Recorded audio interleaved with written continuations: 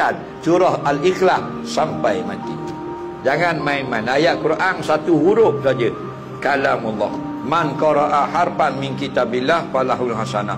Siapa baca satu huruf je dari Quran, satu pahala.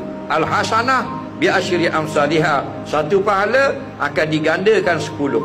Siapa baca bismillahirrahmanirrahim, dia mesti dapat 190 pahala. Nampak?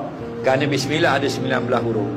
Siapa yang baca Fatihah sekali, dia akan dapat 1560 pahala. Kerana Fatihah ada 156 huruf. Nampak? Tak apalah surah apa pun yang kamu ingat, nombor satu yang wajib Fatihah. Lain pada Fatihah, fardu kifayah je kita ingat, bukan fardu ain. Nampak?